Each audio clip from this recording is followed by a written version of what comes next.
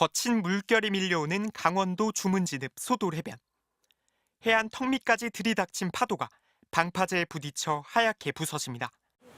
을씨년스런 해변에서 해수욕을 즐기는 사람은 거의 없고 몇 안 되는 파라솔도 접혀 있습니다. 15년 전만 해도 소돌해변은 수심이 얕고 경사가 완만해 가족 단위 피서객들에게 인기가 많았습니다. 넉넉한 백사장을 벗삼아 젊은 시절을 보냈다는 65살 김광용 씨. 바다를 볼 때마다 옛 풍경이 꿈만 같습니다. 좀 아쉽죠. 이게 백사장이 죽었다는 것 자체, 이걸 좀 다시 되돌릴 수만 있다면. 30여 년 전 김 씨가 직접 찍은 사진을 보면 넓은 백사장의 피서객들도 여럿 보입니다. 사진 속 피서객들이 앉아있던 바로 그 지점에 들어가 봤습니다. 온 가족이 모여 피서를 즐기던 백사장엔 지금은 침식 방지설이 설치돼 있고요. 바닷물이 들어찬 상태입니다. 백사장은 왜 사라진 걸까? 이곳은 MBC 뉴스센터의 XR 가상연실로 재현한 15년 전 소돌해변입니다. 맑은 바닷물 앞으로 500m의 길이의 백사장이 길게 뻗어 있습니다. 폭도 가장 좁은 곳이 10m가 넘고 넓은 곳은 50m에 달합니다. 여름이면 파라솔이 많았고 피서객 행렬이 이어졌다고 하죠. 그러던 해변에서 언젠가부터 빠른 속도로 모래가 사라지기 시작했고 2010년엔 해안 침식이 가장 심한 D등급 판정을 받았습니다. 기후위기로 파도가 강해지고 해수면은 상승하는데 해안 개발은 계속됐기 때문인데요. 소돌해변 외에도 동해안을 중심으로 전국의 많은 해안이 비슷한 위기를 맞고 있습니다. 해안마을에 바짝 가까워진 파도를 막기 위해 방파제를 만들었지만 다시 모래가 깎여 나가면서 소돌해변은 침식 관리구역으로 지정됐습니다. 이제 주문진 사람들이 기억하는 소돌해변은 추억 속에만 있을 뿐입니다. 17의 결혼과 함께 소돌해변 주민이 된 74살 장경옥 씨.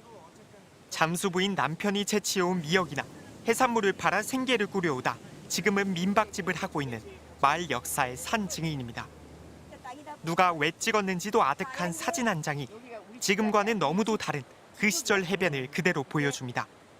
여기가 엄청 넓었거든. 맨발로 나와 이 모래 때문에. 그러면 뜨거워서 안에까지 뛰어가가지고 물에 담궈야 돼. 발바닥이 보니까.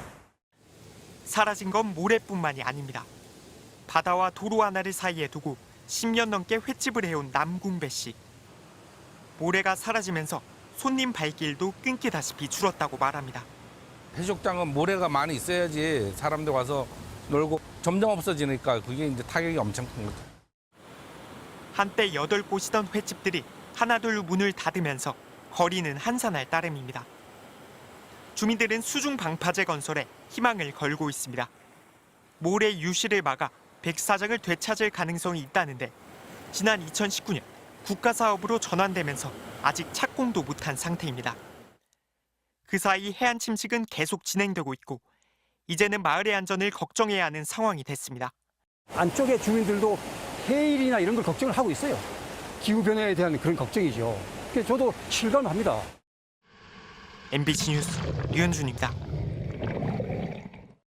푸른 제주 바다를 향해 길게 뻗은 해식 절벽입니다. 오랜 기간 화산이 쌓고 파도와 바람이 깎아 만든 절경. 천연기념물인 용머리 안에 있는 출렁이는 바다 옆 둘레길은 관광객들의 발길을 유혹합니다.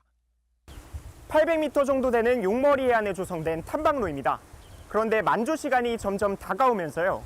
탐방로의 시작 지점을 제외한 대부분이 물에 잠긴 상태입니다. 바닷물이 계속해서 차오르고 결국 이날 탐방로 출입구에는 출입을 막는 통제선이 설치됐습니다. 예전 같았으면 요 정도 밀물대였으면 여기까지 물이 올라오질 않았어요. 바닷물 수위가 계속 높아지면서 용머리 안의 출입 통제 횟수는 빠른 속도로 늘어나고 있습니다. 이곳을 온종일 관람할 수 있었던 날은 5년 전만 해도 74일에 달했지만 작년에는 6일로 크게 줄어들었습니다. 한 5, 6년 전에 온 적은 있는데 그때는 이렇지 않았거든요. 그것 때문에 이런 관광지가 통제가 되고 그러리라고는 사실 생각을 못했는데 약 2,400년 전에 만들어진 강원도 강릉 하시동의 해안 모래언덕. 들이치는 파도에 모래언덕이 무너지면서 수십 미터에 달하는 아스팔트 도로까지 뜯겨나갔습니다. 이러다 보니 해안가 곳곳에는 성인 키보다 높은 모래 절벽이 생기고 또 무너지고 있습니다. 해안 침식으로 쓰러진 소나무들이 바다를 향해 누워있는 모습입니다. 주변 모래 언덕이 무너지면서 다른 소나무들도 뿌리를 드러낸 채 위태롭게 서 있습니다. 원인은 해수면 상승과 인위적인 해안 개발입니다. 해수면이 상승하다 보면 더 많은 침식 기회가 생기겠죠. 두 번째로는 이 지역에 담재를 설치하는 과정에서 계절별로 입사되는 파랑의 각도가 바뀌면서 우리나라 주변 바다는 매년 4.2mm씩 상승하고 있습니다. 동해안과 제주 부근에서는 더 빠르게 상승하고 있습니다. 해수면 상승 피해는 눈에 보이는 것이 다가 아닙니다. 제주도 서쪽의 한 작은 마을, 이곳에선 농업용수로 쓰는 지하수가 언젠가부터 소금물이 됐습니다. 물을 먹어보니까 짜다. 걔는 그 물을 주면은 이제 작물이 다 죽어버리지. 그래가지고 배공시켜두고. 주민들은 지하수가 고갈되고 해수면은 상승하면서 바닷물이 내륙까지 유입되고 있다고 말합니다. 이 마을에서는 기존의 지하수관 2개를 폐쇄하고 내륙 쪽에 새로운 우물을 파서 물을 끌어오고 있습니다. 과거에는 그런 경험이 없으니까 못했는데 이제는 이 관정도 이제 불안하니까 그 다음 관정은 이제 해수면이 상승하면 폭우 피해도 커질 수 있습니다. 지난 9월 포항 참사도 태풍으로 높아진 해수면으로 강물이 잘 빠지지 못해 피해가 커졌습니다.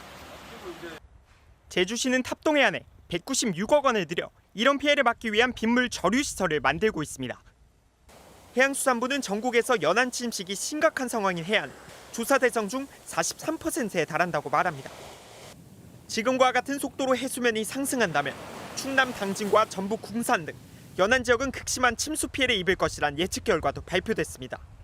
지속적인 모니터링이 중요하고 매번 예측 또는 전망을 통해서 앞으로 어떤 정책을 어떻게 실현할 것인지에 대한 그런 방향을 자꾸 수정해 나가서 해수면 상승은 현실적인 재난이 되고 있습니다.